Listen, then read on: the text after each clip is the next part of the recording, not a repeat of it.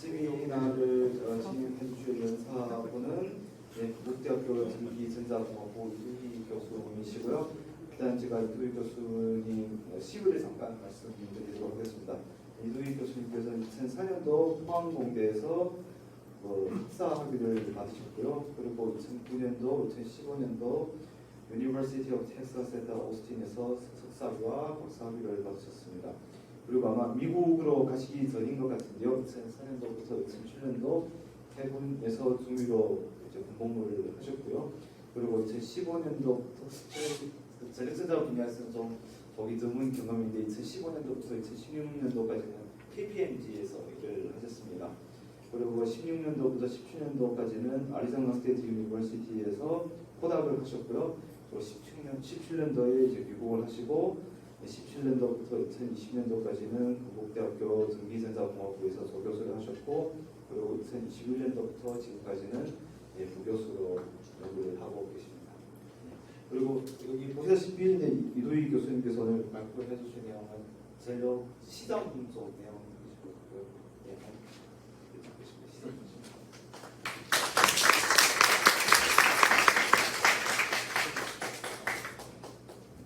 네, 안녕하십니까. 건국대학교 부교수 이두희입니다.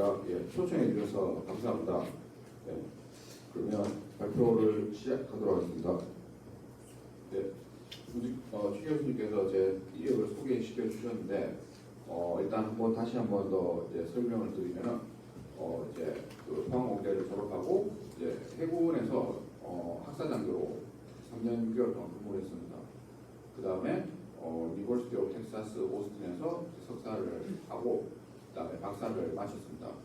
그 사이에 방학 때마다 가능하면 인턴을 통해서 경험을 쌓으려고 노력했고요. 먼저는 이제 배터리 만드는 회사인데 당시에는 배터리가 조금 초기 버전이어서 회사는 망했지만 지금은 또 LG 솔루션하고 많은 배터리 회사들이 생기고 있는 것 같습니다. 태양광 회사도 있었고, 아르고 내셔널랩도 있었고, 이제 신재생 개발 회사도 있었습니다. 이제 그 다음에는 KPMG인데 KPMG 이제 컨설팅 회사입니다. 여러분이 잘 아시는 이제 빅 보스턴에 있는 그런 컨설팅 회사들 중에 하나인데, 이제 데이터 분석을 한다고 해서 갔습니다. 제가 박사 과정에 이제 주로 했던 거는 신재생 에너지나 수요 관리 이런 데이터를 좀 다루는 쪽에서 이쪽에 가서 조금 일을 하면은 경험 되겠다 이제 싶어서 갔었는데 아무래도 분야가 좀 다르다 보니까 제대로 된 제 분야를 찾아야겠다 싶어서 그다음 아리조나 스테이트 포닥을 갔었습니다. 짧게 포닥을 생활하고 건국대학교로 임명해서 이제 현재까지 이어지고 있습니다. 그래서 오늘 설명드릴 제 내용은 이제 송전솔로 한전의 실적자가 늘어나고 송전솔로 확장에 대해 어려움을 겪으면서 그다음에 여러 가지 문제들이 많이 생기고 있습니다. 그런 문제들을 이제 소개해드리고 그런 문제들을 해결하기 위한 어떤 연구 방법이 뭐가 있는지 그런 거 중심으로 이제 설명을 드리도록 하겠습니다. 이제 먼저 지금 현재 송전솔로가 조금씩 낙후가 되고 있는데 한전이 적자로 인해서 더 이상 추가적인 송전솔로를 건설을 못하고 있습니다. 그 다음에 신재생 에너지도 곳곳에 건설이 되고 있고요. 물론 신재생 에너지는 한 곳에 모여있는 것이 아니라 전국적으로 퍼져 있기 때문에 그 전기들을 모아서 수도권으로 보낼 필요가 있습니다. 그 다음에 수도권은 계속 인구가 밀집되고 있고 수요가 증가하고 있고요. 그 다음에 국가적으로는 개통 신뢰도가 향상이 되고 있습니다. N-1이라는 의미는 뭐냐면은 송전솔로를 전력 개통을 구성하는 발전기와 그 다음에 송전솔로 중에 모든 솔로 중에 이제 하나가 고장났을 때 개통이 움직여야 된다는 거고, N-2로 늘어나면은 개통에서 두 가지 솔로 또는 두 가지 발전기 또는 이제 발전기와 솔로 이제 조합 중에 두 개가 고장이 나도 이제 돌아가야 된다는 겁니다. 그렇기 때문에 다시 말해서 우회로를 계속 만들어야 된다는 의미가 있겠습니다. 그만큼 신뢰도 개선이 향상되고 있고, 그다음 신재생 에너지는 이제 신재생 에너지 발전소가 늘어남에 따라서 변동성도 계속 증가하고 있는 추세입니다. 근데 이거를 해결하기 위해서는 송전솔로를 건설을 해야 되는데 먼저 건설 비용이 상승하고 있고 지역 반대가 이제 계속 심하고 있습니다. 그 다음에는 이 송전솔로 건설에 대한 비용 분담이 규칙이 옛날에 세워진 규칙이 많아가지고 현재는 이 규칙이 현재 적용하기가 어려운 점이 많이 있습니다. 그 다음에 또 새로운 구조 개편, 전력 산업 구조 개편에 따라서 한전의 영향력이 계속 약화되고 있고 그에 따라서 한전과 민간 발전사, 그 다음에 한전과 이제 발전 자회사사에 조금씩 알게 모르는 문제들이 이제 계속 생기고 있습니다. 그러면 이런 문제들을 해결하기 위해서 이제 나온 해결책이 여기 있는데요. 먼저 전력시장 운영 방법을 이제 새롭게 도입을 하고 있습니다. 이제 기존에는 하루전 시장이라고 해서 이제 하루 전에 다음 날에 전기 얼마만큼 발전할지를 미리 계획해 놓도록 되어 있습니다. 하지만 이게 실제 개통을 반영하지 않고 조금 금융적인 계산이라서 조금 정확하지 않아서 이제는 실개통 기반의 하루전 시장을 도입을 했고 지금 하고 있습니다.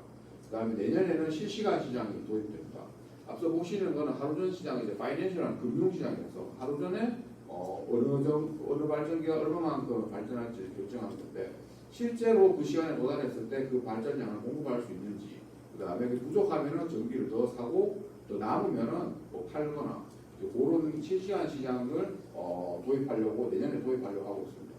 동시에 이제 예비력 시장도 도입되는데 신재생에너지가 변동성이 커짐에 따라서 전기가 부족할 때는 예비력 전기를 공급해줘야 되고 남을 때는 또 수요를 증가시켜서 그 남는 전기를 소모시켜줄 수 있는 예비력 시장을 도입하려고 하고 있습니다.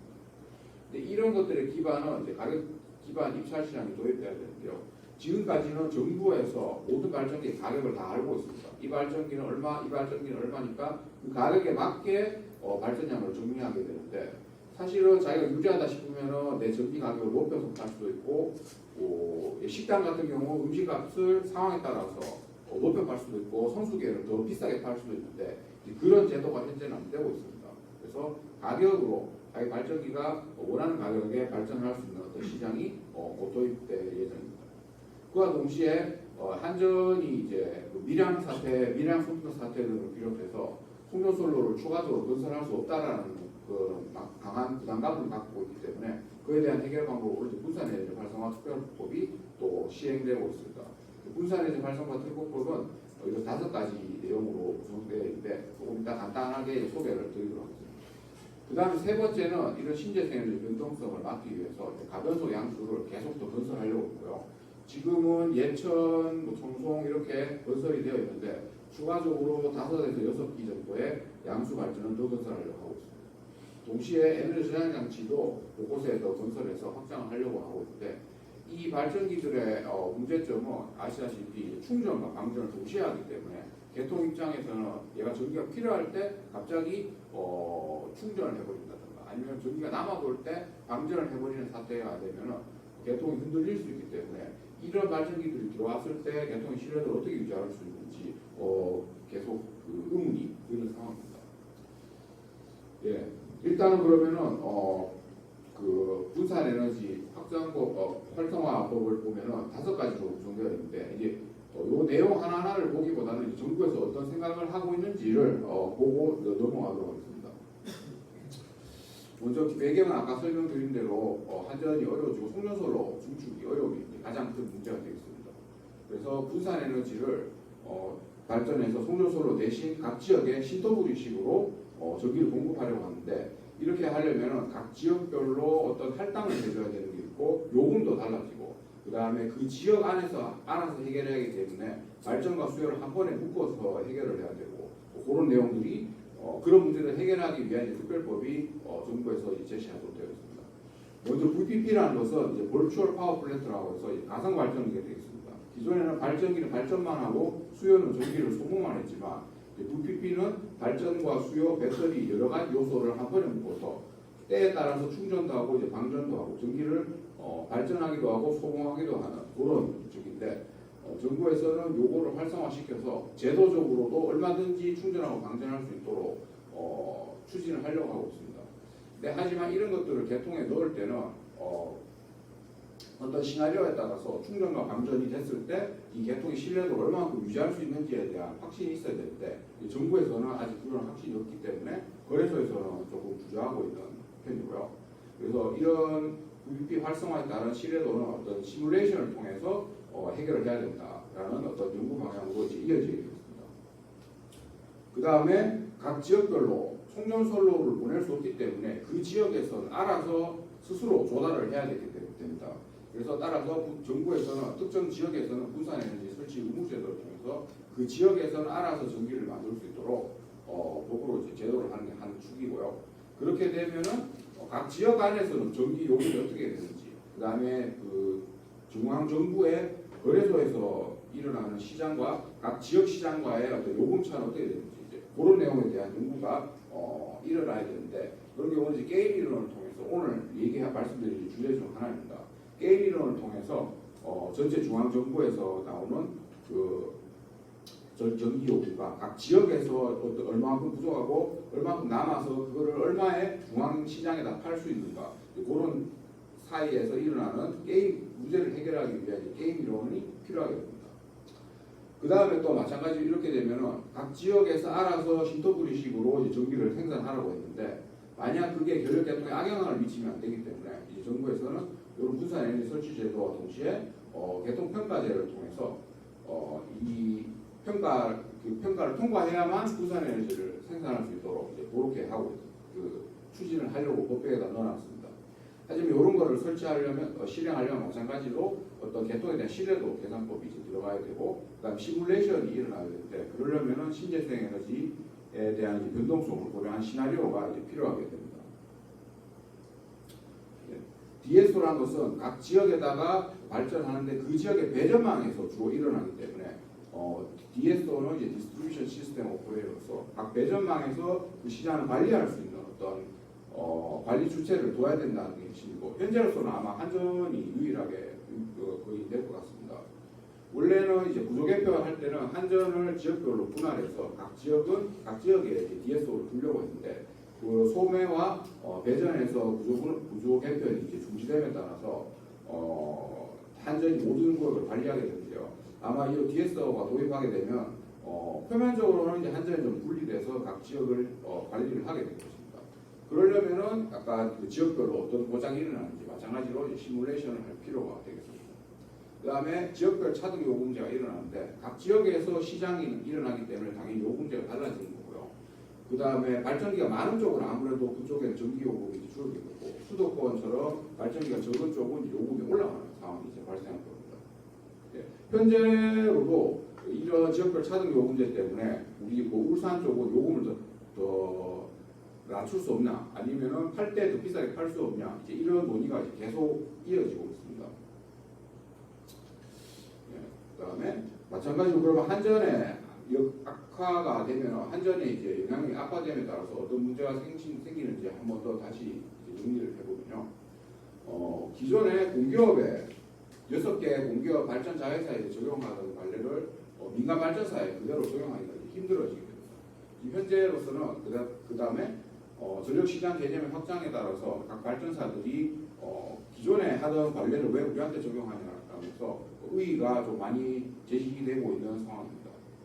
그 다음에 새로운 법규를 만들어야 되고, 이 법규 사이에서 어떤 이론을 통해서 요금을 분배하고, 그 다음에 가격을 결정할지에 대한 이론이 조금 부족한 상황입니다.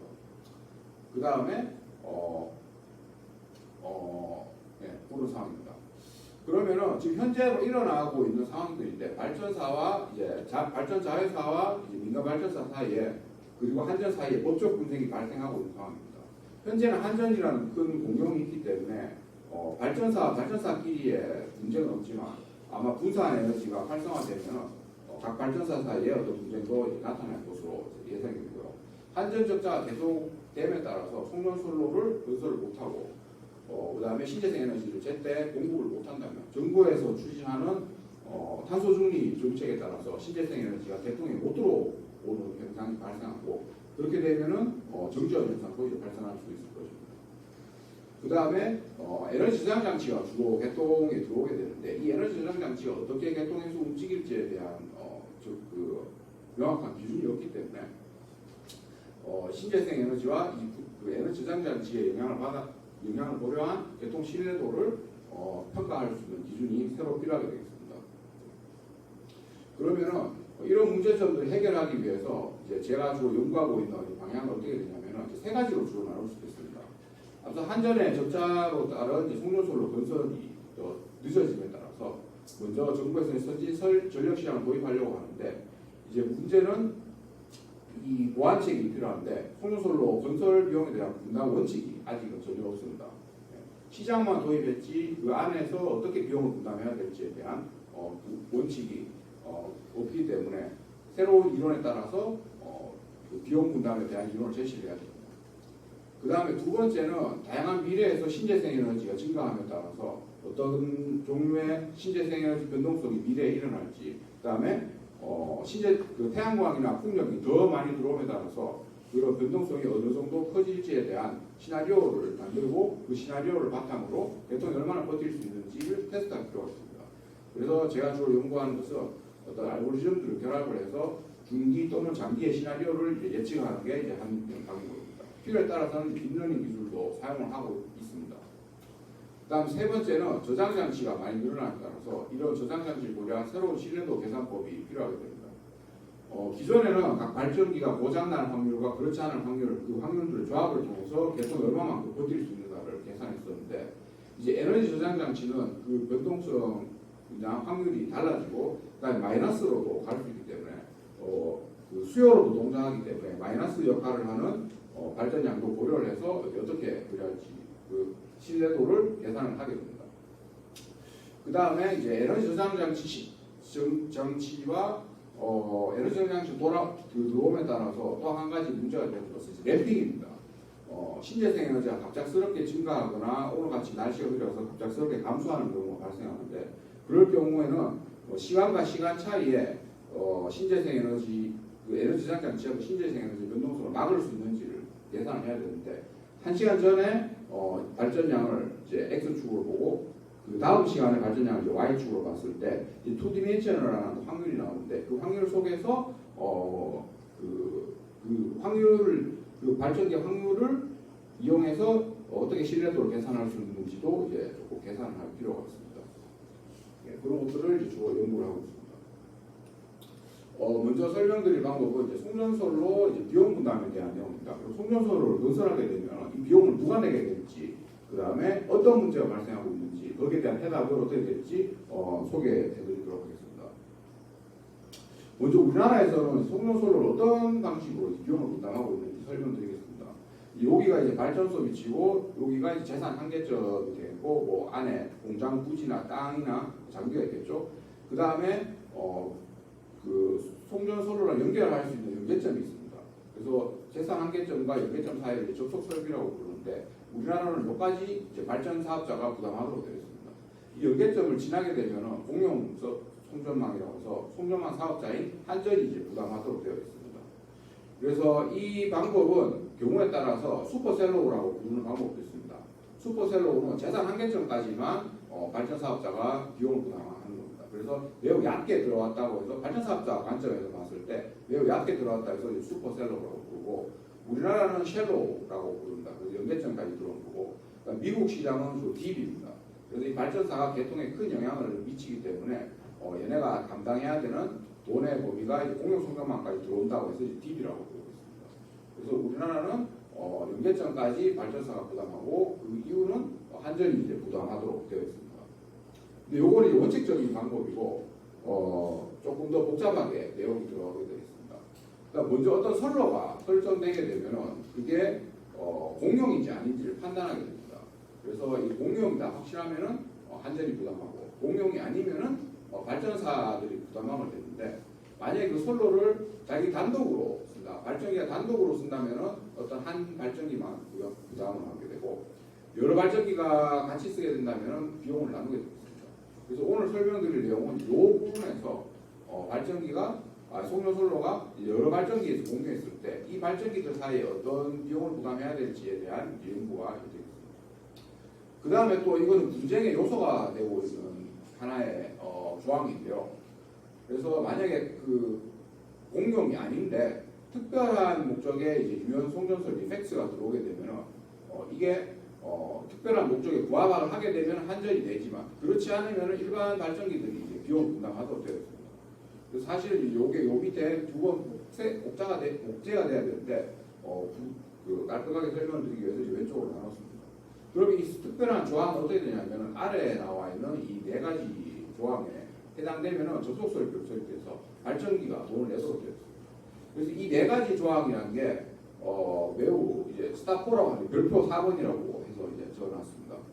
이 네 가지가 보시면은 매우 애매하게 되어 있습니다. 그래서 발전기대 품질 유지를 위해 필요 설비로 설치되었다. 그러면 우리 품질 유지가 아니라 개통 전체 품질 유지하게 되면 우리가 낼 필요가 없다라고 얘기가 할 수 있고, 그다음에 HVDC에 관련된 설비가 이제 들어오게 되면은 근데 HVDC 관련이니까 그 발전기가 돈을 내라. 이렇게 분쟁이 발생할 수도 있는 거라서 현재 이제 분쟁이 하나 둘씩 생기고 있는 상황입니다.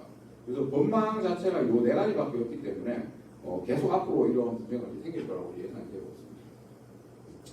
그러면 어떤 문제가 발생하냐면은 한번 이제 정리를 해보면 이제 중간 커먼 라인이 뭐냐, 공용 설비가 뭐냐, 어떤 걸 공용 설비라고 하느냐가 이제 문제가 되겠고, 그럼 이거는 물리적으로 커넥션 되는 건지 아니면은 조주량을 파악해서 얼마만큼의 이 선로를 누가 얼마만큼 쓰는지를 판단해야 되는 건지 그런 애매한 부분이 있습니다.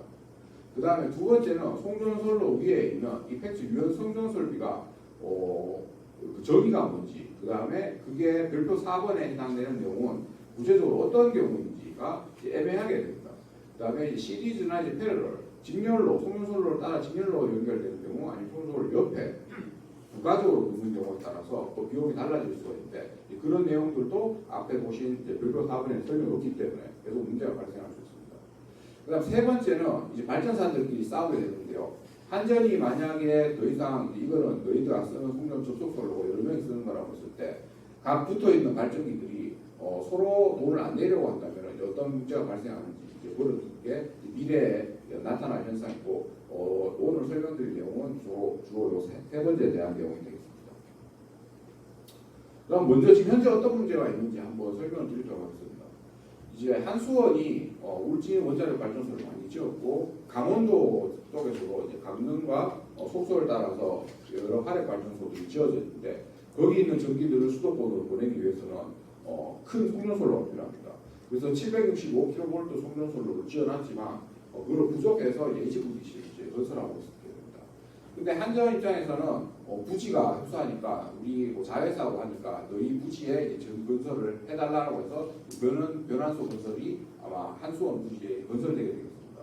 그럼 앞에서 이제 설명드렸다시피 이렇게 되면 어떤 문제가 발생하냐면은 여기서부터 이 선이 연결되게 돼, 재산 한계점에서부터 송전선로가 연결되게 되기 때문에 마치 접속 설비처럼 비칠 수도 있다는 겁니다. 근데 법망상으로 전체 모두가 쓰는 송전선로의 신뢰도를 위해서 연결되는 HVDC이기 때문에 한전이 내야 된다고 얘기를 할 수도 있습니다.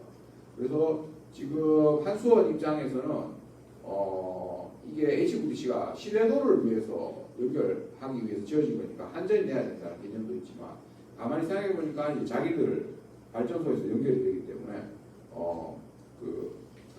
한수원 입장에서는 이제 비용을 내야 될 수도 있는 상황이 이제 발생할 수도 있는 겁니다. 그 다음 이 HVDC를 다른 발전소들로 쓰고 있기 때문에 한수원 입장에서 이 돈을 연결 접속비를 이제 다 낼 필요는 없다, 그런 주장이 있습니다. 그래서 한수원과 한전 사이에 이런 분쟁이 아직 생겨나지는 않았지만 내부적으로는 계속 이야기가 되고 있습니다. 그래서 선로를 보시면은 여기가 이제 기존에 설치된 765 선로고, 요 밑에 두 가지가 새로 생긴 HVDC 1과 2인데, 보시면 이 모든 선로가 한울 원자력 발전소 부지 안에 연결되게 되어 있습니다. 그리고 이쪽이 지금 보시면 이쪽이 이제 동해안입니다. 그래서 강릉에서부터 속초 삼척동에서 동해안 통해서 이제 이렇게 울진까지 내려오게 되는데, 요 발전 양들이 다 HVDC 통해서 가게 되면은 이렇게 한수원 부지를 거쳐서 가게 됩니다. 그러면 이 선로에 대한 비용을 이제 누가 내는가? 한수원이 내야 되는 건지, 이 발전기도 부담을 해야 되는 건지, 아니면은 원래 한전이 다 부담을 해야 되는 건지, 그런 문제가 생기고 있습니다. 두 번째는 이제 강릉 안인 문제인데요. 이건 실제로 이제 법적으로 문제가 발생하고 있는데요. 그림을 한번 이제 보시도록 하겠습니다. 원래는 강릉 안인에서 이 선로를 따라서 가게 되면 자기들의 전기를 빨리 못 팔기 때문에 원래는 우리만의 유일한 선로를 따라달라 해서 강릉 안인에다가 이렇게 새로운 스위치를 연결해서 765에 물릴 수 있도록 하려고 했습니다. 그래서 보시면 이쪽이 이제 동해안 선로고 우리 울진 남쪽인데, 이렇게 내려와서 가면은 혼잡이 발생하니까 바로 자기들이 연결을 해서 이렇게 팔려고 했습니다. 근데 한전 입장에서는 보니까 이렇게 연결하는 것보다 여기 연결하게 되면은 신뢰도를 올릴 수 있다고 생각을 하게 돼서 7차 이제 송전망 계획에서는 여기다 연결하게 되어 있습니다. 그림을 다시 보시면 바로 연결하는 경우와 그 다음에 옆에서 이렇게 연결해서 다른 발전기로 쓸 수 있도록 되어 있습니다. 이제 그렇게 되고 나니까 강릉 한인 입장에서는 이거는 우리가 돈을 더 낼 필요가 없다. 왜냐하면 다른 발전기도 연결을 하게 되고 그 다음에 이거는 개통 전체의 신뢰도를 향상시키는 데 쓰기 때문에 우리 강릉 한인의 독점적인 선로를 쓸 수 없기 때문에 아마 한전이 먼저 내야 된다. 이렇게 얘기를 하고 있고 한전이 내지 않더라도 혼자 낼 수는 없고 나머지 발전기들도 비용을 부담해야 된다라는 어떤 법적 문제가 있습니다. 그러면 만약에 이제 한전이 안 낸다고 봤을 때 또는 한전이 내더라도 한전과 나머지 발전사들이 이제 비용을 어떻게 부담해야 될지가 이제 핵심 요소가 되겠습니다. 그리고 그 사이에는 당연히 이제 이 발전량들이 얼마만큼 바뀌고 그다음에 뭐 신재생 에너지가 있다면 신재생 에너지 변동성이 어떻게 되는지도 다 고려를 해야 되는 상황이 발생합니다. 그다음 미국 같은 경우는 어떻게 되냐면은 미국 같은 경우는 아까 말씀드린 대로 뒷 방식이기 때문에 먼저 발전기가 그 개통에 연결을 하고 싶으면 그 발전기 연결에 따른 발생하는 모든 비용을 다 발전사들이 이제 부담을 해야 됩니다. 그래서 먼저 개통 접속 요소를 내면은 거기에 따라서 이제 ATC (Available Transfer Capacity를 분석을 해서 이 발전소가 들어갈 수 있는 자리를 이제 찾습니다. 그러면은 그 발전소 들어갈 수 있는 자리에 이 신재생 에너지가 접속 허가를 요청하게 되면 거래소는 이제 마이소는 이제 미국 거래소인데 전력 거래소는 이거 평가를 하게 되겠습니다. N- 컨티전시를 통해서 어떤 선로에 오버플로우가 발생하면 당연히 발전기가 새로 들어오고 원하는 만큼 발전을 하려고 하기 때문에 송전선로가 과부하가 걸리게 됩니다. 그리고 그 과부하에 따른 송전선로 증설은 모두 이 발전기가 이제 비용을 내도록 되어 있습니다. 그리고 이때 비용을 만약에 다른 발전기들도 동시에 부하를 발생시키게 된다면 비용을 분담하게 되는데 그때는 그 선로에 얼마만큼 조류가 흐르는지를 파악해서 비용을 분담하도록 되어 있습니다. 그래서 미국 방식이 이제 뒷 방식인데 이것도 여전히 문제가 있습니다. 예를 들어서 이거는 순차적으로 시점에 따라서 순차적으로 발전기들이 접속 허가를 내게 되게 되는데 만약에 앞에 발전기가 엉뚱한 데다가 이 송전소를 업그레이드 해놓으면 뒤에 발전기는 이 업그레이드된 코스트를 모두 이제 분담해야 되는 경우가 생깁니다. 그러니까 먼저 가는 사람이 길을 잘 닦아야 되는데 엉뚱한 데다가 업그레이드를 해놓으면 그 뒤에 있는 발전기들이 그 엉뚱한 라인에 대한 이제 비싼 비용을 모두 이제 부담해야 되는 경우가 이제 발생하게 됩니다. 그래서 미국 방식도 완전한 답은 아니고 이 방식 이 문제점을 해결하기 위해서 어떤 중간 절차적 그 절충안을 내야 될 필요가 있습니다. 그래서 미국 방식은 뒷 방식이라서 모든 비용을 이제 발전사한테 비용을 부담하게 되는데 신재생 에너지가 개통에 들어옴에 따라서 분명히 제공하는 편의도 있기 때문에 제가 연구하는 방향으로는 이제 한전각계 수요 사업자도 당연히 비용을 내야 된다 이제 그렇게 생각을 하고 있습니다. 그러면 송전선로는 어떤 경우에 업그레이드가 되는지 보시면 세 가지 경우로 나눌 수 있습니다. 먼저는 이제 신뢰도 부분인데요. 송전선로 발전기가 들어와서 이 N-1이나 N-2에 따른 고장이 났을 때 전기를 제대로 공급할 수 없다라는 판단이 들면은 신뢰도 기준에 따라서 송전소를 건설하게 되고 이 비용은 발전사와 수요 모두가 부담을 하게 되어 있습니다. 그 다음에 두 번째는 주로 이제 발전기 접속인데 이거는 나라에 따라 다르지만 일단 자기 발전기가 자기가 사업을 하기 위해서 돈을 벌기 위해서 들어왔으니까 그 발전기 때문에 일어나는 송전소로 업그레이드 비용은 대부분 이제 발전기가 많이 내라 경우에 따라 차이겠지만 이제 그렇게 되어 있습니다. 이제 세 번째는 좀 특별한 경우인데요. 만약에 신재생 에너지가 매우 많이 밀집된 지역이 있는데 거기 있는 전기, 싼 전기를 수요가 많은 지역으로 공급을 하게 되면 모든 사람들의 이제 비용을 낮출 수 있기 때문에 국가적으로 사업을 해서 송전소를 건설하고 거기에 따른 비용을 부담하는 경우가 있습니다. 예를 들어서 뭐 중국 같은 경우는 이제 고비사방 쪽에 풍력을 많이 건설한 다음에 HVDC를 통해서 이제 동쪽으로 보내게 되고 뭐 텍사스 같은 경우도 서쪽에 황무지에 풍력을 많이 지어놨는데 그 풍력 발전기에서 발전하는 내용들을 동쪽으로 휴스턴이나 달라스, 오스틴 쪽으로 전기를 보내는 경우는 이렇게 송전소를 건설하게 되겠습니다.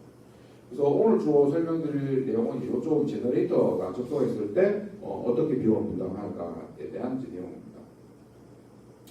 먼저 기존에 어떤 정보가 있었냐면은 기존에는 자기 쓰는 용량만큼만 비용을 부담했습니다. 여기 트랜스미션 코스트인데 전체 그 선로를 이용하는 기간은 정할 수 있죠. 1시간이든 뭐 1년이든 한 달이든 그 기간 동안 쓰는 용량 전체에 분해서 자기가 차지하는 만큼만 이제 요 비용을 이제 분담하게 됐습니다. 그다음에 뭐 필요에 따라서는 거리를 이제 고려할 수도 있고요. 요거는 거리에 상관없이 우표 개념이고 코스트 에스테이트고 요거는 이제 메가와트 마일인데 제목이 좀 잘못 달렸는데 메가와트 마일 방식이라서 이제 거리를 고려해서 먼 거리에서 전기를 보내는 경우에는 돈을 좀 더 내게 되는 그런 경우가 있겠습니다. 그래서 하지만 이런 것들은 이제 마찬가지로 예전에 만들어진 방식이라서 신재생 에너지 변동성이나 아니면 신재생 에너지가 개통해주는 가치를 그대로 고려할 수 없다라는 단점이 있습니다. 그다음 또 네트워크 토폴로지를 고려하지 않고 그냥 선로를 고려하지 않고 이제 우표 방식으로 보내기 때문에 또 정확한 비용 분담을 할 수 없다는 문제점이 있습니다. 그 다음에 두 번째는 이제 사용량에 따라서 나누는 건데 요거는 이제 PTDF라는 개념을 이용하도록 되어 있습니다. 그러니까 쉽게 말씀드려서 한강에 이제 물이 흐르지만 그 한강의 물의 어느 정도 퍼센트가 이제 북한강에서 왔는지 아니면 어느 정도 퍼센트는 이제 남한강에서 왔는지 그거를 비율적으로 정할 수 있는 겁니다. 그래서 물을 한컵 떴을 때 거기에 어느 정도는 몇 퍼센트는 북한강에서 왔고 몇 퍼센트는 남한강에서 왔다는 어떤 그런 개념이 되겠는데요. 이 PTDF라는 개념은 어떤 I 노선에서 전력을 공급했을 때 L 선로에서 얼마큼 조류가 변하는지에 대한 이 비율입니다. 그래서 선형적인 비율인데 이 두 개를 곱하게 되면은 그 선로에 흐르는 조류의 양을 알 수 있게 됩니다. 이걸 이 개념을 통해서 그 선로에 흐르는 양을 많이 쓰게 되면 비용을 많이 분담하고 적게 쓰면 적게 분담하게 되는데요. 보시다시피 이제 PTDF가 가중치로 들어가서 각 흐르는 조류량의 이 가중치에 따라서 트랜스미션 코스트를 분배를 하게 되고 여기에 따라 비용을 분담하게 됩니다. 그래서 앞에서 설명드린 미국 방식도 이 방식을 따르게 되는데요. 그래서 PTDF라는 이 비율에 따라서 그 조류 흐르는 양, 오버플로가 나타나는 양을 각자가 감당하게 됩니다. 근데 이제 이 방식은 신재생 에너지한테는 안 좋다는 겁니다. 이거는 주로 피크 감소를 주로 최대 전류가 흘렀을 때 나는 양인데 신재생 에너지 같은 경우는 가끔 그렇게 피크를 흐르긴 하지만 대개 태양광 같은 경우는 밤에 발전량이 좋고 풍력 같은 경우도 이제 바람이 잠잠할 경우에는 거의 선로를 쓰지 않기 때문에 이 방식은 신재생 에너지한테는 조금 불리한 방식이라고 볼 수 있습니다. 근데 실제로는 지금 건설되는 발전기들은 신재생 에너지가 많기 때문에 많은 발전기들이 조금 불리함을 안게 되는 문제점이 있다고 볼 수 있습니다. 그러면은 베네핏 방식은 이 선로를 이용해서 돈을 얼마만큼 벌었는가, 각자가 돈을 얼마만큼 벌었는가를 가지고 이제 비용을 분담하게 되는데요. 아마 신재생 에너지 입장에서는 이게 좀 더 유리하게 될 것 같습니다. 그래서 개통에 얼마만큼 베네핏을 주고 그러니까 자기가 받았는가에 따라서 이제 비용을 부담하게 되는데요. 그 방식은 그 동시에 이제 신재생 에너지 변동성도 고려를 할 수 있기 때문에 조금 앞서보다는 신재생 에너지한테 조금 유리한 방식이라고 볼 수 있습니다. 하지만 앞에서 쓴 유세지 방식도 중요성이 있기 때문에 왜냐하면 송전솔로는 맥시멈으로 전기를 보낼 수 있어야 되는데 그 피크치를 쓰게 되면 아무리 평소에 작게 쓰더라도 그만큼 피크가 올라간다는 비용을 내야 된다는 게 있기 때문에 유세지 방식도 동시에 이제 고려를 해야 되는 상황이 되겠습니다. 그래서 저희가 제시하는 방식은 유세지 방식과 이제 매립 방식을 이제 고려를 해서 신재생 에너지 변동성도 고려해서 이 비용을 어떻게 분담할까에 대한 이제 내용이 되겠습니다. 그래서 정리를 드리면 그 용량 방식이 있고 사용량은 플로어 방식이죠. 이건 메가와트 방식, 플로어 방식, 이거는 시장을 통해서 얼마만큼 돈을 벌었는가 그 돈에 따라서 비용을 분담하는 방식 이렇게 세 가지로 나눠지게 되겠습니다. 정리를 드립니다. 그러면은 이제 다시 한 번 더 제 연구에 대한 이제 컨트리뷰션을 한번 소개를 해드리면요. 기존의 문제점은 이 비용이 하나의 팩터에 대해서만 딱 기준으로 분담이 되었다. 용량이면 용량, 사용량이면 사용량, 그다음에 혜택이면 혜택. 근데 이제 그다음에 각각 문제점이 있다. 이제 신재생 에너지 피크로만 쓰면 유세지 방식의 어떤 문제점이 되는 거고, 그다음에 또 이 방식은 수요가 돈을 내야 되는 거에 대한 이제 개념이 없습니다. 발전사끼리만 조금 치고받고 하는 싸움인데 수요까지 끼어서 비용 분담을 하는 방식은 아직 없어서 이제 새롭게 제시하는 겁니다. 그러면 이 문제점들을 해결하기 위해서 어떤 방식을 풀어야 되냐면 먼저 이제 파워, 양과 이제 라인 플로우, 그다음에 비용 이 모든 것들을 고려할 수 있는 그러니까 단위를 바꿔야 되는 거죠. 요거는 이제 메가와트고 요 메가와트 같은 블록이긴 하지만 아워라고 볼 수 있고 베네핏은 돈인데 이 세 개의 단위를 바꿔서 하나의 단위로 비교를 할 수 있어야 됩니다. 그 다음에 지금에까지는 없는 이제 새로운 발전기 접속 방법에 대해서 어떤 절차를 만들어야 되고 우리나라나 이제 미국의 상황에 맞게 조금 변화는 있어야겠지만 새로운 접속 코드가 필요하다. 그 다음에 마지막으로는 어떤 신재생 에너지와 수요가 계속 확률적으로 변하기 때문에 그를 확률적으로 어떻게 모델링하고 안에 계산에 넣을 것인가라는 이제 개념이 들어가야 됩니다. 그래서 저희가 제시하는 방법은 먼저 스토카스틱 코퍼레이티브 게임 이론이 되겠는데 이 게임 이론을 이용해서 송전솔로를 비용을 분담하자는 것입니다. 코퍼레이티브가 된 이유는 뭐냐면은 이 수요를 띄움으로써 수요가 혜택을 받게 되기 때문에 그 수요와 발전기를 연결해서 협력적으로 게임을 할 수 있다고 생각하면서 코퍼레이티브를 하게 됐고 그때의 신재생에너지 발전량은 스토카스틱이 계속 변하기 때문에 요걸 스토카스틱 코퍼레이티브 게임 이론으로 이렇게 됐습니다. 그 다음에 또 신재생 에너지는 문제가 뭐냐면 동해 태양광과 서해 태양광이 서로 상관관 독립적이지 않고 상관관계가 있다는 겁니다. 당연히 미도에 따라서 달라지고 그 다음에 경도도 시간에 따라서 시차는 두겠지만 발전량이 코릴레이션 되어 있기 때문에 거기에 대한 시나리오를 만들 때 제대로 만들어야 된다는 겁니다. 그 다음에 앞서 말씀드린 때 새로운 절차를 만들어야 되고 당연히 신재생 에너지를 좀 위하는 신재생 절차를 만들어야 됩니다. 그 다음에 한전 같은 수요 관리처를 고려해서 같이 비용을 부담하자라는 게 되고 있고요. 하지만 한 가지 앞에 설명드린 것과 차이점은 앞에 주로 분쟁이 일어나는 것은 한전과 발전사 회사 또는 한전과 민간 발전사 사이의 분쟁인데 저희 연구는 발전사 한전을 끼고 있지만 발전사끼리의 어떤 분쟁에 대한 해답이면서 조금 거리감은 있지만 아마 미래는 이 문제가 많이 발생할 것으로 생각해서 이제 선제적으로 연구를 진행하고 있습니다. 그 다음에 이 게임 이론에 대한 이제 어떤 기본 개념을 설명을 이제 드릴 텐데요. 어떻게 되냐면은 기본적으로 코퍼레이티브 게임 이론은 이제 복권 당첨 분배에 대한 내용이 되어 있습니다. 그래서 이게 어떤 전체 참여자가 4명 있다고 했을 때 기여도가 이렇게 크다고 했으면은 만약 분배금을 한 사람에게 이렇게 부담한다면 다른 사람들이 이제 느낄 때 이 디스세티스팩션이 커지겠죠.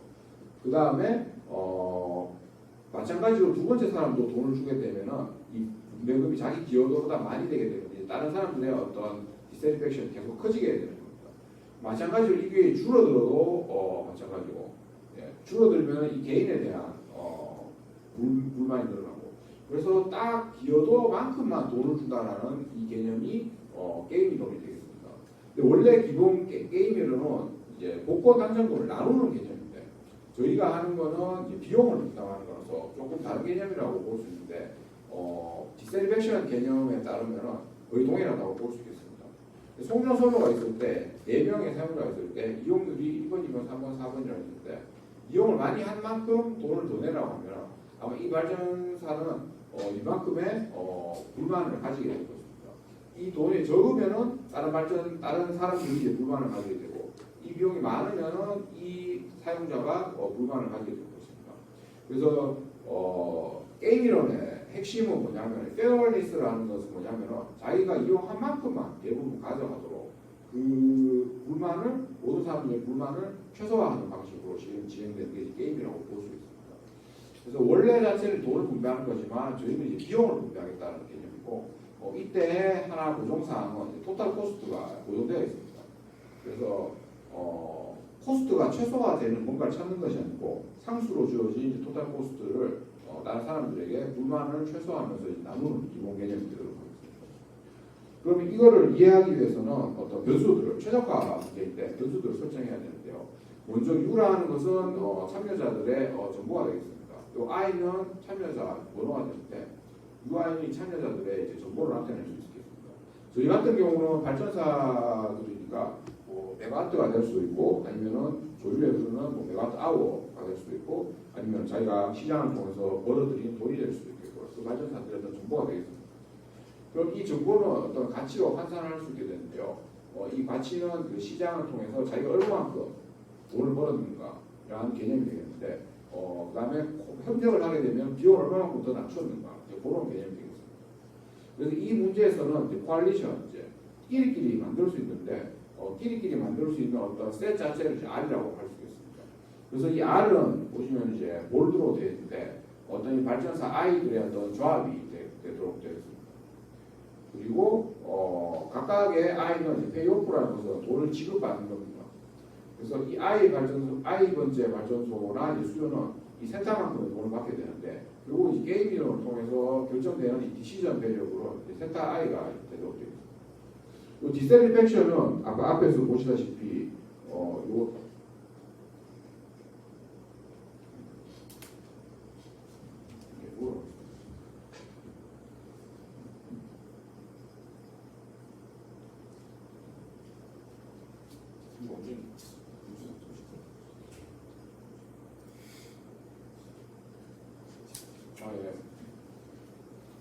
앞에서 보시다시피 요 차이가 되겠습니다. 할당금과 자신의 어떤 가치 차이의 차이가 디스리팩션이 되고 여기에 이제 세타로 구성되어 있습니다. 그다음 프리퍼런스라는 것은 스토카스틱 개념에서 나온 개념인데요. 여러 가지 상황 자체가 발생했을 때 다양한 시나리오 상에서 내가 이 팀과 코알리션을 맺는 게 더 유리한가, 저 팀과 코알리션을 맺는 게 더 유리한가, 여기에 대한 프리퍼런스를 정의한 개념입니다. 그 다음은 다양한 시나리오 속에서 뭐 숫자는 조금 이제 라틴 글자로 되어 있지만 이제 이 가치의 평균 값이 되도록 되어 있습니다. 다양한 시나리오 속에서 내가 가질 수 있는 평균 가치가 이제 요 Q로 나타나게 되어 있습니다. 그래서 이거를 수식적으로 이제 들어가기 전에 이 게임이 일어나게 되려면 여러 가지 좀 조합들이 필요한데 어떤 개념들이 필요한지 잠깐 설명드리도록 하겠습니다. 먼저 이제 R 같은 거는 코알리션을 이룰 수 있다고 했죠. 그다음 U라는 것은 전체 셋이기 때문에 이제 R은 이 전체 셋의 서브셋이 되는 거고, 요 PU는 파워셋이 되도록 되겠습니다. 그래서 만들 수 있는 모든 셋이 이제 PU고 R은 거기에 하나의 멤버가 되도록 되겠습니다.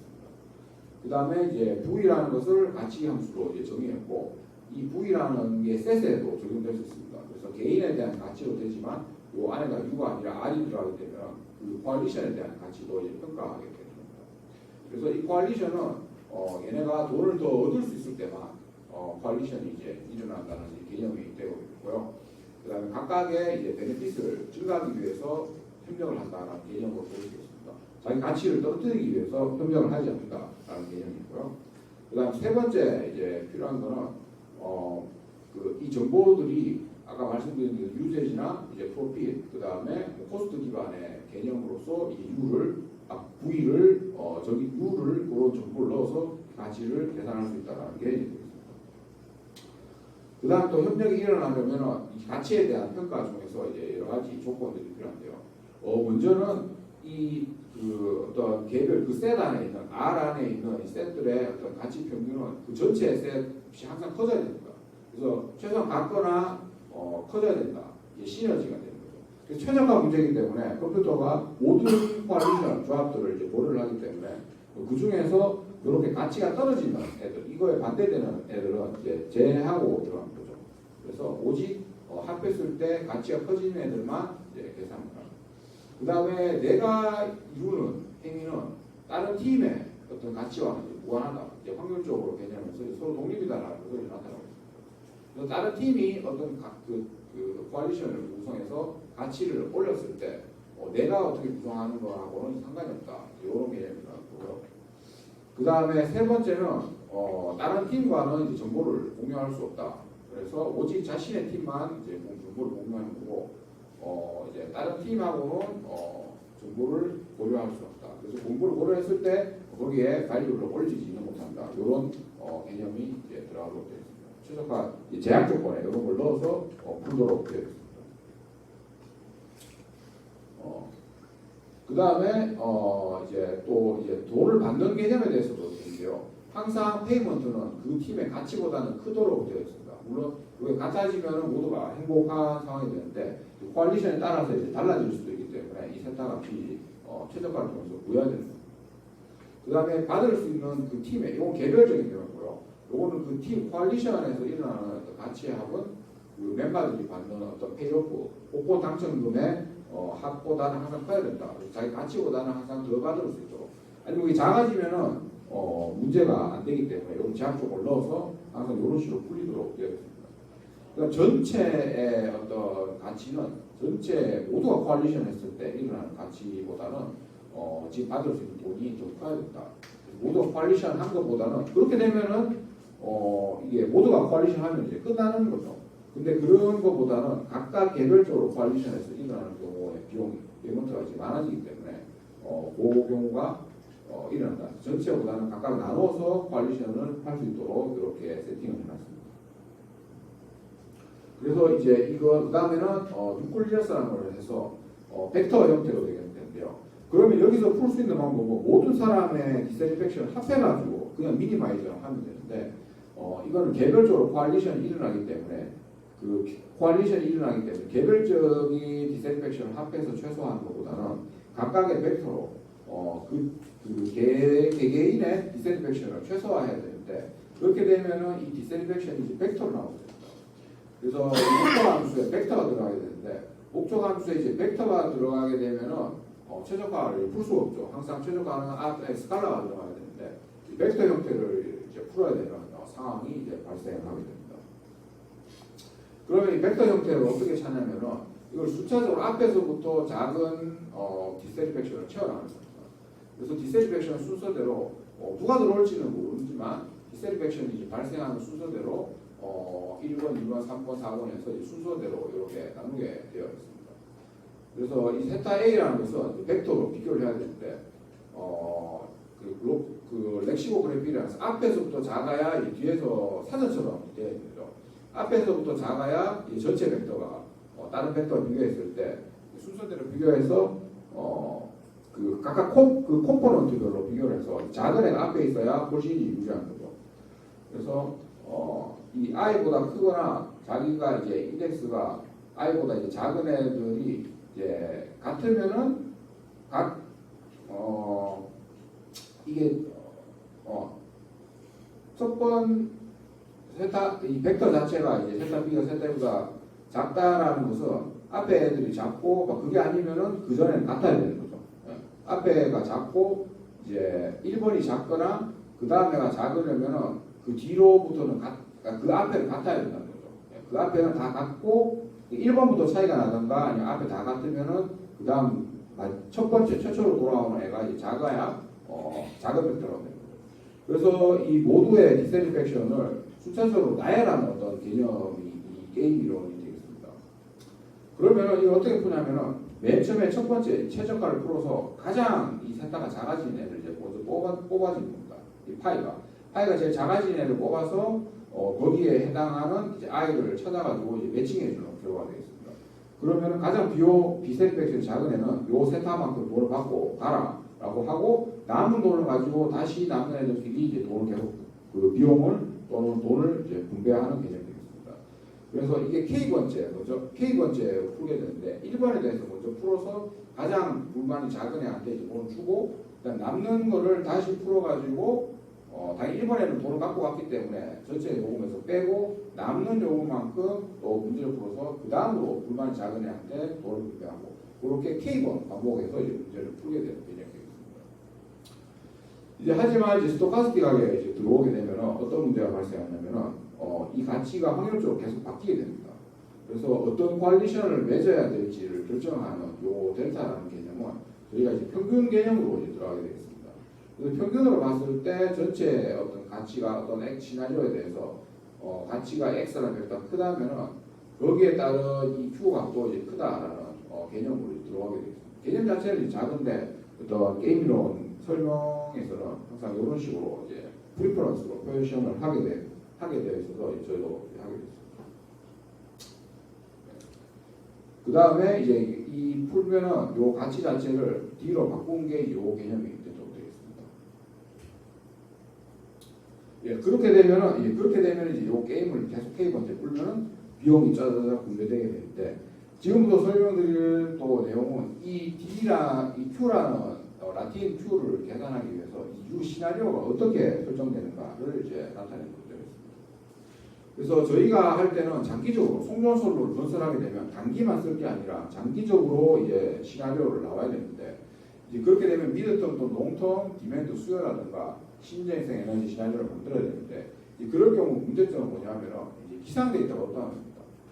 그럴 경우는 과거 기상 데이터만 써야 되는데 그 과거 기상 데이터는 한 번밖에 관측이 되지 않았기 때문에 얘를 가지고 실험을 계속 할 수는 없다라는 문제점이 있습니다. 뿐만 아니라 그러면은 시나리오를 만든다고 하면은 지역적으로 분배되어 있는 걸 잘 고려를 해야 되는데 그런 거는 어떻게 구현해야 될지 여러 가지 문제가 발생합니다. 그래서 저희가 생각한 거는 이제 깁슨 방식을 쓰게 되는데요. 깁슨 샘플링은 뭐냐면 이제 멀티 디멘전에서 샘플을 할 때, 샘플링을 할 때 쓰는 방법이 되겠습니다. 그 다음에 이제 멀티 디멘전에서 멀티 디멘전을 하는 게 아니라 이제 두 개씩 체인으로 엮어가지고 샘플링을 하게 되어야 되겠습니다. 이제 멀티 디멘전의 문제가 뭐냐면 이제 차원이 늘어남에 따라서 다양한 경우가 좀 많아질 것 같지만 생각보다는 이제 다양한 개수가 훨씬 줄어들게 되겠습니다.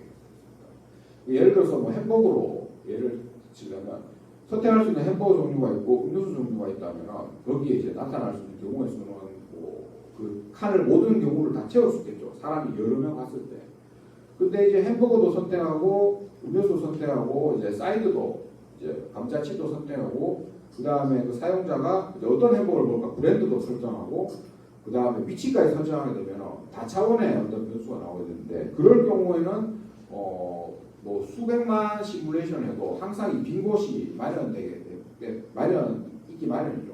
그래서 그렇게 샘플링을 해서는 이 모든 것을 나타낼 수 없기 때문에 다차원으로 올라갈수록 문제가 발생하게 됩니다.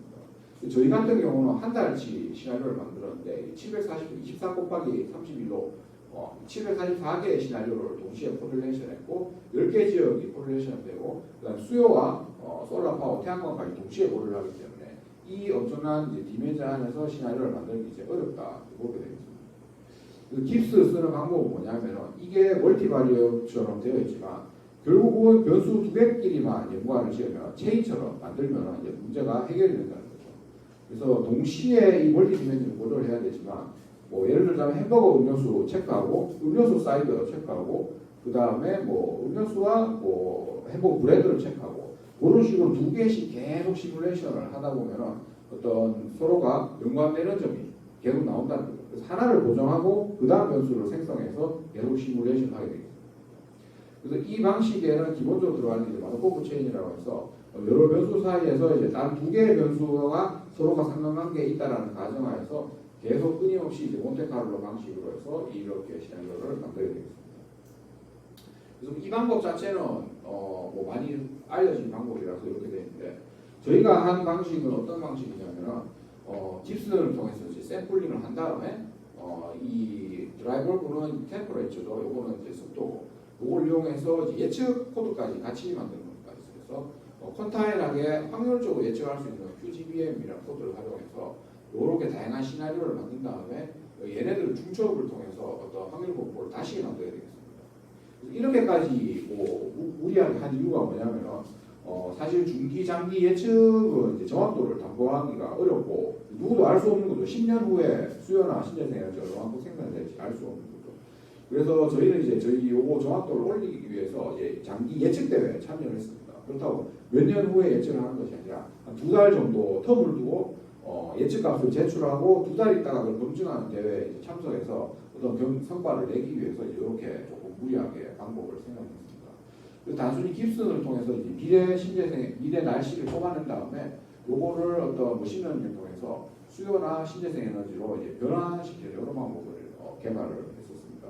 예. 그래서 신재생 에너지를 만들고 그다음에 요 방식은 뭐냐면은 이 확률 분포가 나오면은 KD라고 해서 커널 데니시티 방식으로 확률을 여러 개 중첩시켜가지고 이렇게 보시면 중첩시켜서 전체 하나의 확률을 만들게 되고 각각을 샘플링해서 그 비용 부담에 활용을 하도록 되어 있습니다. 그래서 전체적인 프로세서를 한번 보시면은 이렇게 깁슨을 통해서 푸는데 저희는 2디멘전을 통해서 체인을 통해서 관련 있는 두 변수끼리만 계속 샘플링을 한 다음에 이런 기술을 통해서 이제 만들게 되고 거기서 나온 값을 머신러닝을 통해서 디맨드와 수요와 태양광을 바꾼 다음에 확률적으로 표시를 하고 요거를 그 노드에 요 머신에다가 그 네트워크에다가 이제 대입을 하게 됩니다. 그런 다음에 요거는 이제 비용을 분담하게 되는데 비용 분담 자체가 보시면 요건 플레이어가 되고 요쪽은 이게 하나 보시면 시간입니다. 그래서 각 1시에 대해서 비용 분담하고 2시에 비용 분담, 3시에 분담을 해서 신재생 에너지가 좀 유리한 방식으로 이렇게 할 수 있도록 기존에 같았으면 그냥 다 평균을 해서 했을 텐데 각 시간별로 신재생 에너지가 송전소를 비용 분담을 하는 걸 나타내서 태양광 같은 경우는 굳이 밤에도 돈을 많이 낼 필요가 없다. 이제 그렇게 개념을 반영하려고 했습니다. 이렇게 나온 게임 이론 비용을 바탕으로 최종적으로 각 참여자들한테 이 비용을 분담하게 되어 있습니다. 그래서 요 개념은 이제 베네핏에 대한 그런 어떤 시나리오가 만들어졌으니까 각각의 시나리오 정보를 넣어가지고 뭐 경우에 따라서 2차 함수가 될 수도 있고 이제 1차 함수가 될 수도 있고 요거는 발전량이라서 들어가는 어떤 그 온도나 습도에 따라서 2차 함수 수요를 나타낸 것 같은데요. 요 들어온 정보에 따라서 각각의 가치를 이제 새로 이제 매기게 되고 요거는 시장에서 결정되는 어떤 가격에 따라서 이 가치 함수를 확률적으로 이제 계산을 하게 됩니다. 그러면 요 Q, 라틴 Q를 이용해서 앞에서 보신 요 문제를 최종적으로 이제 풀게 되는데 앞에 수식은 이제 동일한데 좀 추가적인 제약적 번호를 좀 넣었다 이제 그런 차이가 있겠습니다. 그래서 이게 최종적으로 나오는 이제 결과입니다. 그래서 요거는 참여자들의 번호고 요거는 시간에 따라서 이제 비용을 분담하는 건데 아무래도 뭐 시간 차이가 조금 있긴 하지만 대부분 크게 송전솔로를 사용하는 애들은 이렇게 돈을 많이 내도록 되어 있는 구조로 되어 있습니다. 결국은 요거를 이제 평균을 내서 최종적으로 이제 평균을 내서 어떤 비용을 분담하게 되고요. 네. 요게 이제 페이먼트로 게임 이론에서 나오는 세타가 되는데 요걸 분분해서 코스트 얼런먼트 비율을 구하게 되고 코스트 얼런먼트를 평균을 하게 되면은 전체 비용 분담이 이제 나오도록 되어 있습니다. 그 다음에 이제 절차 자체는 짧게 이제 설명을 드리면은 기존에는 먼저 절차를 내는 사람이 그거를 선택하도록 되어 있었는데 저희가 제시하는 것은 이런 게임 이론을 이용하되 거래소에서 1년 동안에 어떤 발전기들의 접속을 기다렸다가 여러 발전기들을 통해서 한 번에 거래소에서 좀 책임지고 송전솔로 이제 확장을 이제 해야 된다. 이제 그런 것들을 이제 제시를 하고 있고요.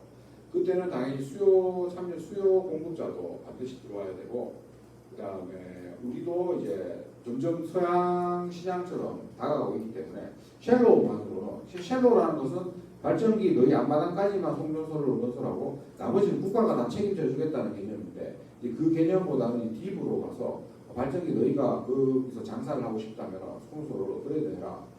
하지만 우리 수요도 돈을 좀 내고 뭐 게임 이론을 통해서 확실하게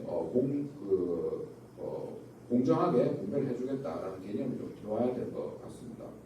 그리고 기존에는 송전솔로 확장만 했지 이제 새로운 선로를 건설하는 것은 거의 고려를 하지 않았는데 그런 절차까지 합해서 들어와야 되면 좋을 것 같고요. 그 다음에 뭐 이제 시간 관계상 결론을 짧게 말씀드리자면 다양한 다펙터 방식으로 비용을 분담할 수 있고 그 다음에 수요 이제 송전솔 비용 분담할 때는 한전을 끼워서 발전사들이랑 같이 이제 분담을 해야 되고 당연히 한전이 들어온다는 것은 우리 사용자들이 들어간다는 거고요. 그다음 시나리오를 만들 때는 어떤 시간적으로나 공간적으로나 상관관계 있는 시나리오를 다양하게 만들 수 있어야 된다. 이제 그런 개념이 되겠습니다. 시간 관계상 여기까지만 이제 발표하겠습니다. 질문 있으시면 주시면 감사하겠습니다.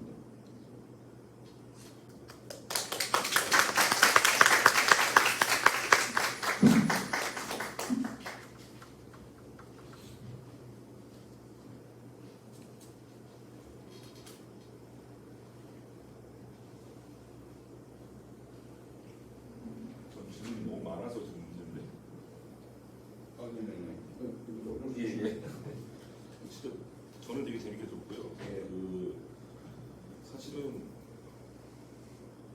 그러니까 이게 보니까 저 전공은 아닌 세부 전공은 아닌데 이런 경험들이 좀 학생들 전문가 학생 교수입니다. 학생들 이제 논문 심사 들어가면서 전력계통 관련해서 이런 정체성 분석하는 데를 많이 들어가 보면 그래서 이렇게 멀티 파라미터들이 있을 때 어떻게 샘플링을 하고 그런 것들을 어떻게 고려하는지가 잘 설명이 되는 것 같은데요. 이게 이제 결국에는 이런 경제성에서 분석을 여러분에 들어가 보면 비용과 편익을 이렇게 구별을 하시더라고요. 네네.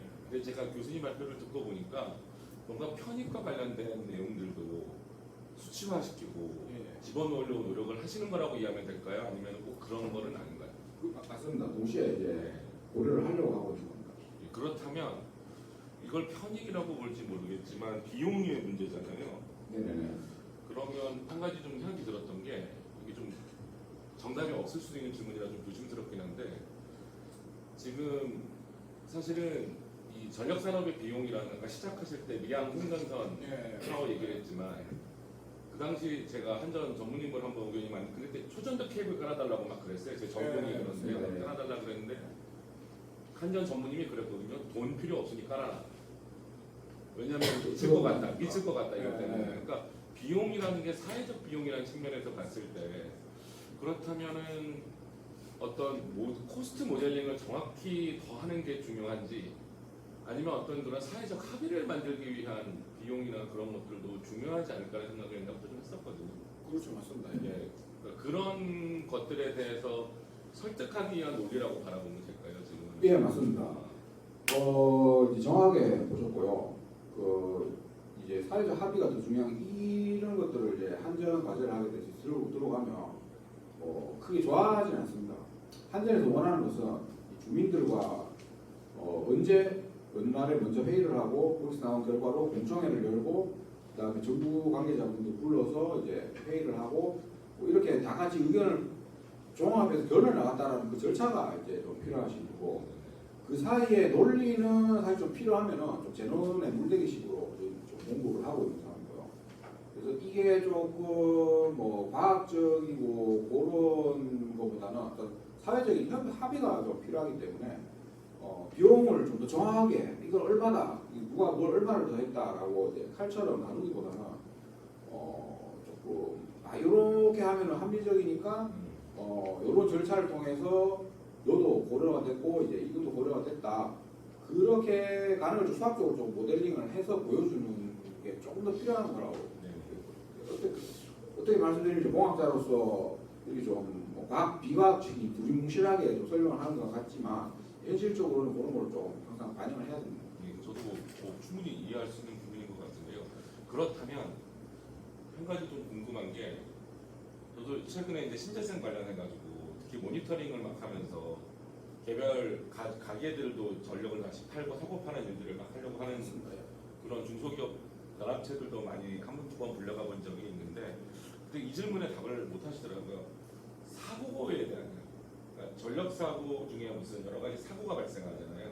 하도 요즘에 IT가 발달하다 보니까 그 사고 원인을 분석할 수 있을 것도 같은데 그러면은 그 비용 분석을 할 때 발생할 수 있는 그러니까 사고가 났을 때 책임을 누가 지냐의 문제가 발생하잖아요. 그 얘기는 하나도 안 하시더라고요. 그런 소규모의 어떤 전력 사업자들이. 예. 근데 어차피 한전 개통 라인을 쓰면서. 맞습니다. 예.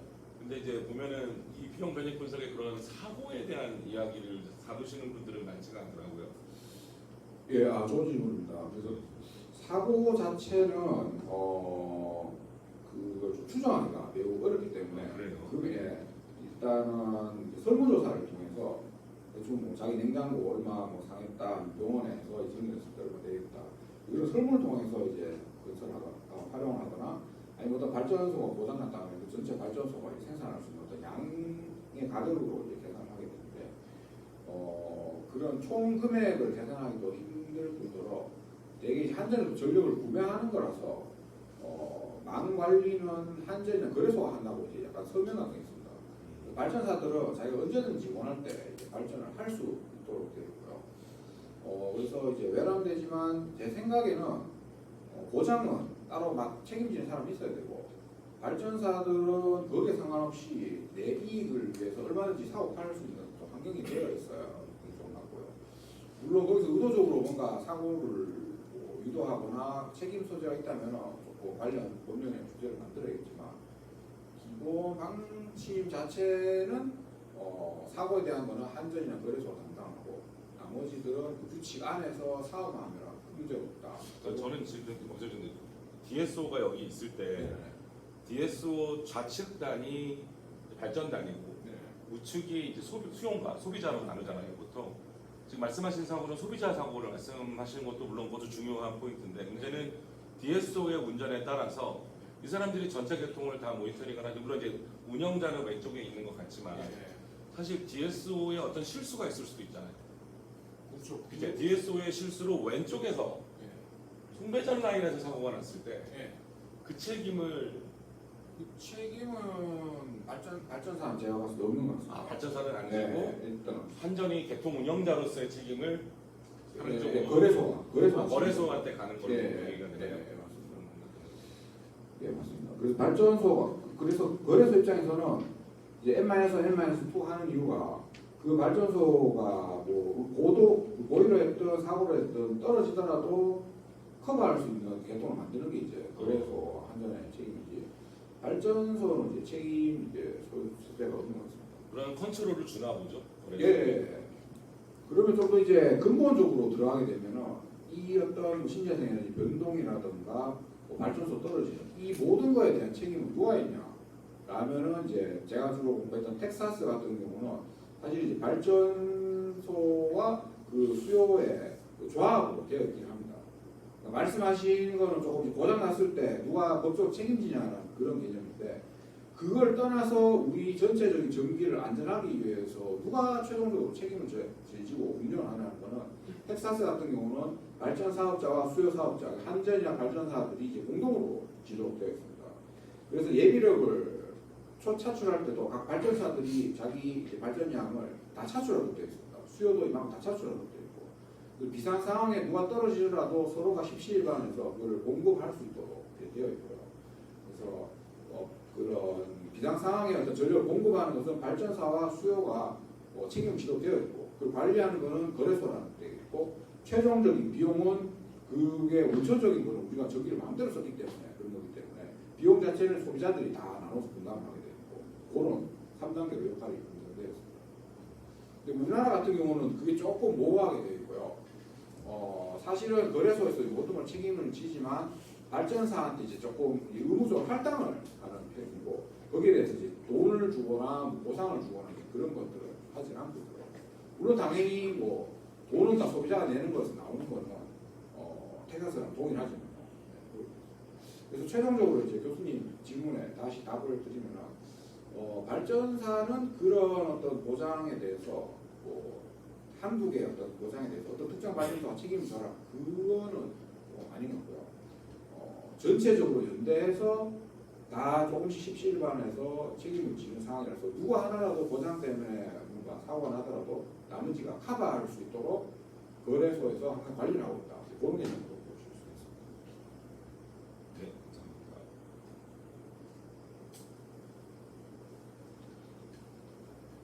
저도 질문 예. 드리겠습니다. 스피네즈는 아까 그 발전 단지 세 가지로 분류할 수 있다고 하셨잖아요. 샤로. 예. 근데 제가 궁금한 게 그 발전원을 그렇게 분류할 수 있는 반면에 저희가 소비자도 뭐 저희 같은 개인 소비자가 있지만 큰 공장 같은 경우가 있잖아요. 그런 쪽은 국내에서 좀 어떤 여기와 크게 비교하면 어디에 속하게? 요거는 네. 그 발전소를 이제 구분한다기보다는 이제 나라별로 슈퍼셀러 방식으로 하는 나라가 있고 네. 그다음에 셀러 방식으로 하는 나라가 있고 디베이 방식으로 하는 나라가 있어서 사실 요 안에 모든 발전기들이 다 들어간다고 이제 볼 수 있습니다. 근데 교수님께서 이제 하신 질문은 아마 특정 우리나라 같은 경우는 셀러라 하더라도 뭐 작은 발전기는 사실 여기서 요만큼 내고 큰 발전기는 좀 더 내고 그런 법규에 대해서 아마 질문하시는 건데 작은 발전기는 일단 배전단에 불리기 때문에 큰 이런 소노솔로 건설에 대한 돈을 내지 않습니다. 저희가 알고 있는 뭐 태양광 단지, 뭐 산에 깎아서 만드는 애들은 전압이 낮은 곳에 물려 있고 한전 배전망에 이제 물려 있기 때문에 요거는 이제 크게 상관없는데 만약에 고전압으로 가야 된다 그러면은 비용을 자기가 이용 비용을 더 내는 거지 그 어떤 큰 송전 솔로에 대한 비용은 거의 내지는 않고 있고요. 그다음 또 두 번째 그렇게 영세한 업체들은 당연히 이 바로 붙여가지고 이렇게 내지 또 떨어진 데도 아직 주로 내지는 않게 되어 있습니다. 그래서 정리해서 말씀드리자면 그런 굳이 분류를 하자면 영세업자들은 배전망에 물리기 때문에 그리고 가까운 데를 찾아서 물리기 때문에 크게 상관없고 그다음에 큰 발전기 그다음 전압도 상관 있어 낮은 전압을 걸리기 때문에 요런 영세한 업체들은 요랑 좀 거리가 있는 것 같고 그다음에 큰 발전기들은 당연히 어떤 뭐 바닷가에 지어야 된다든가 이제 땅이 넓은 데 지어야 되기 때문에 요렇게 연결할 수 있는 자기 앞마당 길을 조금 까는데 돈이 많이 들어가야 되고 그래서 요건 좀 큰 발전기에 좀 적용되는 개념을 보고 있습니다. 제가 또 한 가지 궁금한 게 제가 실은 이제 전공이 QADC에 들어간 전력 변환 장치 전공이거든요. 실은 제가 박사 할 때 지도 교수님 DC를 홍보하는 차원에서 계속 하시는 말씀이 DC에 들어가는 장비는 팩스보다 잘 팔릴 수밖에 없다고. 왜냐면 팩스라는 것은 VO 제명만 공급하니까 직접적으로 이익을 만들지는 않잖아요. 실은 그 팩스를 파는 것도 어떻게 보면 전력전자 인지니어 입장에서는 되게 중요하다고 생각을 하는데 이 세 가지 경제적으로 봤을 때 이 세 가지 분담 기준에서 어떤 방법이 그러니까 팩스 장비를 많이 팔 수 있도록 유도하는 데 더 도움이 되는 아무래도 이제 DB 이제 될 것 같습니다. DB 이까지 이제 발전사가 이제 책임을 져야 되니까 아무래도 이 발전사들이 들어오기 위해서 뭐 좀 더 무효전력을 공급하기 위해서 노력을 할 거고 요게 좀 더 시장에 가까운 형태고 그러다 보면 아무래도 이제 팩스 같은 걸 많이 공급을 하게 될 것 같습니다. 그래서 그리고 말씀하신 팩스가 이제 요게 더 미국 시장에 가까운 이유가 뭐냐면은 더 잘 팔 수 있는 이유가 뭐냐면은 이게 접속을 할 때 제공해야 되는 이제 파워 팩터 이제 기준이 있습니다. 0.95에서 마이너스 0.9에서 플러스 0.9인데 이제 그걸 맞추기 위해서 얘네들이 팩스를 스스로 구비하도록 되어 있습니다. 근데 만약 송전 솔로가 이제 길거나 하면은 그 팩스를 더 많이 구비해야 되기 때문에 임피던스가 커져가지고 더 많이 구비해야 되기 때문에 아무래도 가까운 데 붙으려고 하는데 뭐 성능 좋은 팩트가 있다면은 팩스가 있다면 걔를 사서 이걸 하고 자기는 더 유리한 곳에 짓게 되겠죠. 신재생 에너지는 입지가 중요한데 그 입지가 먼 곳에 있다면 송전 솔로가 늘어나게 되고 그러면 파워 팩트 기준을 맞출 수 없게 되고 그러면은 이 좋은 자리가 있는데도 불구하고 이제 못하게 되는 상황이 발생하는데 그때 좀 성능 좋은 팩트를 구매한다면 내가 좋은 자리도 차지하고 이 정도 솔로를 길게 해도 뭐 충분히 파워 팩트를 맞출 수 있고 그렇기 때문에 요 상황이 더 유리하게 되고 요거는 뭐 아무래도 가까운 데다가 지으려고 하기 때문에 쉘로, 슈퍼쉘로는 그 다음에 나머지는 정부에서 어떤 공용 성능망 비용 부담하게 되면은 그거보다는 이쪽이 좀 더 팔기가 좀 쉽지 않을까고 생각합니다. 왜냐면 실은 팩스라면은 지멘스와 ABB 장비가 이제 세계적으로 지배하고 있잖아요. 저도 옛날에 되게 궁금했었거든요. 그 두 회사가 다 자기들이 QADC와 팩스 장비를 시계에 집어넣고 이게 납품했다고 그렇게 나오는데 이 QADC 제품은 미국도 팔고 아시아도 팔고 유럽도 팔고 팩스 장비는 대부분 미국에 팔더라고요. 그래서 궁금했거든요. 미국에서 팩스를 이렇게 많이 쓰나? 그 이유가 뭐냐면은 이제 아까 말씀드린 대로 이까지 가야 되는데 자기가 좋아하는 위치가 있는데 설문솔로가 길어지게 되면 이제 파워 팩터를 맞추기 힘들어서 그 사이에 자기가 알아서 팩스를 계속 구비를 하게 되고 신재생 에너지 같은 경우는 이 전력전자 같은 경우는 인버터 성능이 좋은 애를 계속 구비를 하려고 하게 되고요. 만약에 인버터로 그 Q를 못 맞추게 되면은 팩스 같은 걸 계속 VAR 주로 중심으로 사는데 캐패시터 뱅크로 주로 사서 공급을 하려고 하기 때문에 아마 미국에 많이 파는 것 같습니다. 우리는 뭐 사실은 뭐 그냥 뽑기만 하면 되고 나머지는 한전이 다 감당하는 거기 때문에 그렇게 막 팔 데가 없고 그러면 이제 가불이 바뀌니까요.